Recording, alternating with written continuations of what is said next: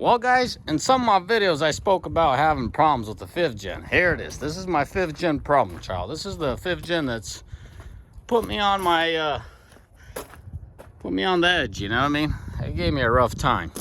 Now, a lot of you guys are going to sit there and scream, your CP4 blew up. Nope. I don't know what it was. I really don't know what it was. But there's a code that kept coming up, insufficient flow on the EGR. And the dealerships couldn't fix it. I mean, they were just changing parts left and right. Well, for starters, I kept going to, because the driver that drove this truck, he was all over the United States. I mean, he doesn't really come in very often, once a month kind of scenario. And it being a brand new truck, he kept getting thrown in limp mode. So he would stop by one dealership. And God bless you guys, whoever you are, but y'all need some education. They'd clear the code and say, yeah, you're good to go. It's a phony code. So he'd couple days down the road, you get the code again, put him in limp mode, he'd stop by another dealership and they'd tell him, oh, it's a phony code. They'd clear the code and off you went. And the battle went on for about a month, and he just started taking matters in his own hands, started pulling the terminals and resetting the engine the computer that way for the engine, and kept driving. Well, a month later, I said, Paul, enough is enough. It's getting out of hand. We need to fix this truck, because I'm irritated to drive. I'm like, I don't blame you. So I gave him another truck, and I got on this truck. I tried to fix it, tried to figure it out, and for the life of me, I couldn't. So I handed it over to the dealer. This was,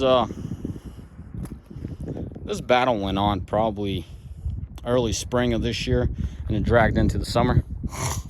I couldn't do anything. The dealership couldn't figure it out. I mean, I got on the dealership's case. They started just changing out parts left and right. I don't blame them. They don't have enough experience with them, but at least this dealership took matter in his own hands, start wrenching instead of, oh, that's a phony code, let me just clear it kind of scenario. So they changed out a bunch of parts, and it'd work for a little bit, and then it'd go to crap, and then they would address something else, and then it'd work and go to crap. So long story short, that's the wrong key. There you go. A long story short, we addressed the issue, we fixed it. It's fixed once and for all. That issue isn't ever going to arise, and I'm going to leave it there. Y'all can understand what I'm talking about. Real mechanicking had to happen on this truck. So ever since that happened, we fixed her. I want to show you the mileage, 93.5. And I went ahead, let me show you the, so I'm not just yapping here. Show you the gas mileage. This thing gets phenomenal. So with the right fix and the right, what else did we do? Oh, the CP3. We did swap the CP3 in this thing. I was going to show you. That's why I popped the hood. So as you can tell, service, you know, airbags. Yeah, you're missing a seat. Certain part of that system is missing. You can't figure that out. I'm guessing it's only because of that. But it does not affect the driving. It does not get thrown in limp mode. Everything's Gucci there. So what I want to show you is the average. So that doesn't tell you a whole lot besides average. Come on, folks. Average 12.3. Now let's get you some info. So trip A, the last 281 miles is 12.3, which is pretty good. Well, the last 7,100 miles is 12.1. And keep in mind, this thing's been idled quite a bit. When this vehicle pulled in a few days ago, it was at 12.5 on this one. So as you can tell, the guys pulled it up, you know, we're wrenching on it, warming it up, cooling it off, whatever, and it went down to 12.3. So, but it came in at 12.5. I'm very at ease. People that tow with these trucks, they know they get 9-10 miles to the gallon. It's like clockwork, and this is an average trailer, you know, 36-footer behind it, you know, gross anywhere from 23 to 26 kind of ballpark is what this truck's been seeing for the last month. And you can tell 7,100 miles has been getting 12 something, which is very impressive. We found shavings in the system early on when the dealership were dealing with the code.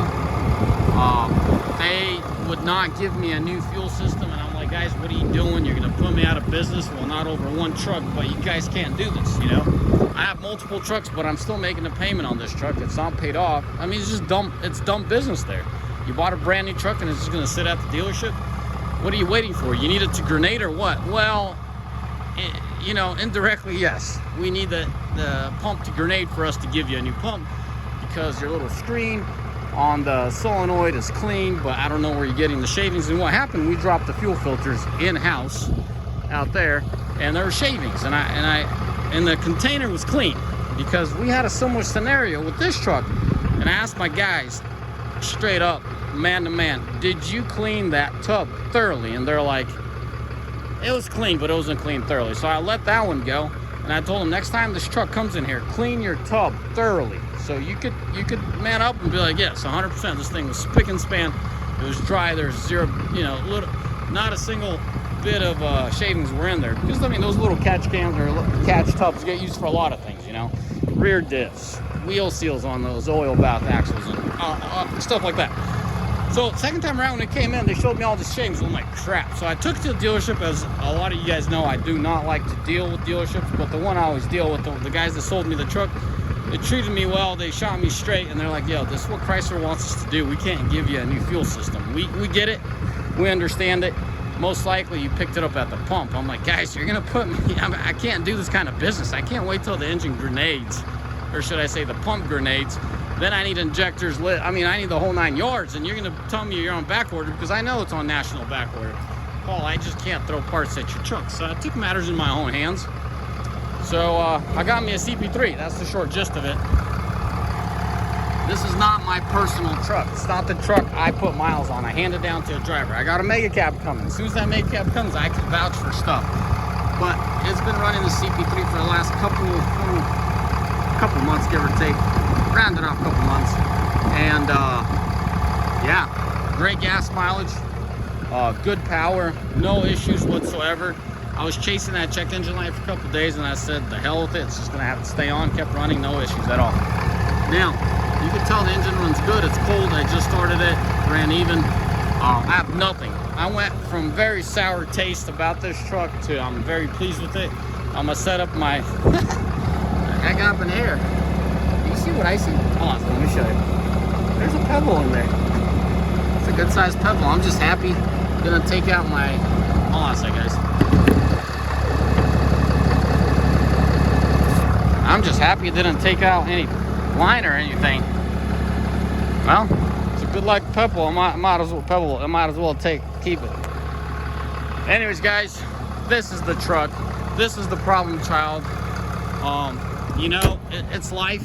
The way you handle it is what is gonna make you either decel or excel in life. This put me through the ringer. This introduced me to 5th gens on a different level. I had my limited that my regulars know. I mess with that thing a lot, but this thing put me through a different ringer. This thing, let's just say, acquainted me with the 5th gen, so I feel comfortable now. I've picked up 2020s, 2 of those silver ones. I've picked up a white one. You know, I got the mega cab. It's a 21 actually. The mega cab's a 21 coming. I got used trucks, but God bless you guys if my regulars are watching this. I mean, this is an empty yard. It's pretty much Thanksgiving. And God bless you guys for being out there and making it happen. I'm proud to work with you guys, and I'm happy to have such a solid team. But you guys are out there working is a good thing. But one of the guys is driving a 17 used truck that I usually don't buy used. You regulars know that. And got a good deal on it. Did a little bit of wrenching and went on. Guys, the best tires to today. I've tested them last year. I've personally driven these tires through some deep snow, and whoo, are they impressive. I give them the upper hand on the Coopers. I've given them the upper hand last year for mileage, but this is for traction, and I'm very impressed. Mud, snow, I mean, I wasn't up to the frame rail snow, but you know, had a good amount of snow, your rim sort of sinks in. I mean, I had to go up a hill. I was very impressed. So anyways, boys, got any questions, fire up. This is my guinea pig, involuntarily forced me through the ringer. Could say one thing. This is what I advise everyone. Highly recommend it. If you have a 19 or a 2020 up to the 8th month of 2020, put a CP3 in there and just let it go, man. Let it go. It's about $3 give or take. Let it go. Move on with life. You'll be very happy. Runs clean, runs strong. I'm super excited. Like I said, I was sour about it. Now I'm super excited. You guys can probably hear it in the video. I've held off. So in 19 and mostly 20, I didn't buy much truck. I bought 2 of these 19s to test them. I got an identical one, a white one. I got them to test them. We got Isaac joining us. Isaac, I love you. Isaac! He's always. We got David here. He's rocking the merch, guys. Check it out. PD Diesel Power. And then we got Rachel. Anyways, guys, so I held off. Back to what I was saying. Sorry, man. I'm horrible at focusing. Back to what I was saying. I got 2 of these 19s. I had my limited back then. It was a 19 as well.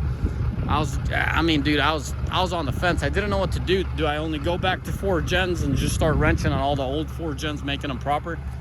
Or do I go ahead? And I knew the best choice for me is brand new. Always has been, and I didn't see it. You know, the 4 gens are so expensive. The used market is so retarded. I'd much rather pay for a brand new truck, and I know what I have, and I know how it's been dealt. I got another story, man. I just had a sour experience at a dealership. It has to do with my Escalade.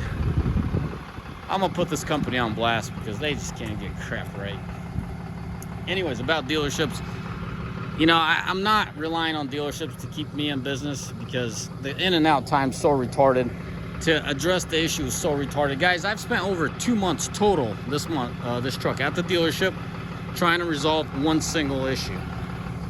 The end, no more. Polly Wally figured it out, and a lot of you guys have too, once and for all. Get your CP3 and fix that EGR issue once and for all and call it a day. Anyways, guys, may the Lord bless you. May Almighty fine day. And as always, have a mighty fine day. Understand, everything's behind your attitude. Attitude is altitude, bro. You got a good attitude, you get further in life. This thing almost got run back to the dealership. I swear to God. My buddy, he's not my buddy, he runs the shop, Shane. I looked him in the eye. I'm like, do I go wrenching on that thing again? Because clearly you guys don't know, not like forcing it in their face, like you guys don't know what to do. You guys are stumped, I'm stumped. Do I go wrenching on this thing trial and error? Or do I just turn it to the dealership? He's like, well, I don't know what to tell you. I'm like, tell you something right now. If I turn this thing to the dealership, I'll feel like a failure. Guys, the 2-hour project that I was gonna wrench on took me half an hour. I was so happy. I was doing rolling burnouts down this road. It was wet outside, but man, I was so relieved. Everybody around me knew that Paul figured something out. I gotta show you a video of this one, man. This one has some high mileage. I think this one's really close to 600, if I'm not mistaken. But anyways, that's a video for another time. This video's already dragged out. As always, boys, may the Lord bless you. May Almighty fine day, and ciao, bye.